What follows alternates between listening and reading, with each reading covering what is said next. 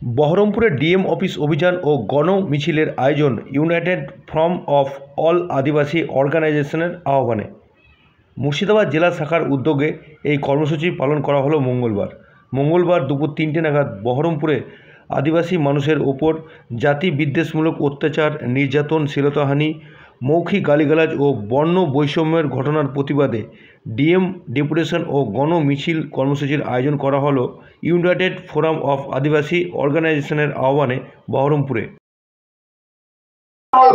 আজ আমাদের আন্দোলন হচ্ছে এসটি সার্টিফিকেট দিয়ে আমাদের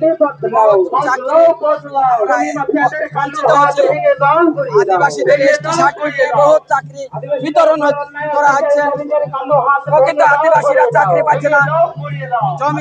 জমি মাফিয়ারা আদিবাসীদের জমি দখল নিচ্ছে, আর প্রকৃতভাবে আমরা মাফিয়াদের জমির দালালরা যেভাবে অত্যাচার করছে, আমরা আমাদের নিজস্ব জমি হাতছাড়া হয়ে যাচ্ছে, জমির দালালরা সব দখল করে নিচ্ছে।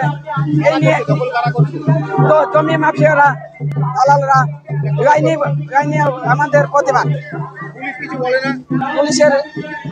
পুলিশের মতন কাজ করছে, টাকাদার, জমিদার, চোরদার, মুল্লুকদার, রাজনীতির প্রশ্রয় আছে নিশ্চয়ই, নাহলে ওরা কি করে পারবে। কোন রাজনীতির দলের মধ্যে আমি বলতে পারবো না। আমরা রাজনীতির দল পলিটিক্স আমরা জড়াতে চাইছে না। আমরা সরকারের কাছে দাবি যেন আমাদের এই জমি যেভাবে হোক আমাদের আদিবাসীর জমি ফেরত পায়। আমাদের প্রকৃতভাবে এদের মাল নাই, নিজেদের জমি দখল নিচ্ছে মাফিয়ারা।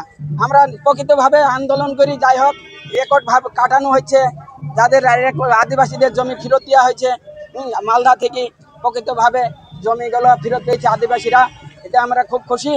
এবার একটা এখানে ইউনিট করা হয়েছে আদিবাসীদের জমি রেকর্ড করতে গেলে আদিবাসী যে আমাদের একটা ইউনিট আছে, ওই ইউনিট যাদের ওই ইউনিট থেকে আমাদের নিতে হবে, একজন হোক দুজন। আজকে আমরা ডিএম সাহেবকে পিটিশন দিলাম। আমার নাম নকুল মাল। আমি এই এসটি আন্দোলন করতে, এই জমির দালাল এসটি সার্টিফিকেট আমাদের ভুয়ো সার্টিফিকেট দেখি অনেকে চাকরি পাচ্ছে, মুসলমান, চক্রবর্তী, যারা বিশ্বাস মণ্ডল, এদের হয়ে যাচ্ছে চাকরি। প্রকৃত আদিবাসীরা বঞ্চিত থাকছে এই চাকরি থেকে। আমাদের এসটি সার্টিফিকেট থেকে আমরা কি করব? জাল সার্টিফিকেট দিয়ে, টাকা দিয়ে জাল সার্টিফিকেট তৈরি করে নিচ্ছে, অথচ আমরা টাকার বিনিময়ে আমরা চাকরি পাচ্ছি। টাকা দিয়ে সব টাকার রাজত্ব চলছে।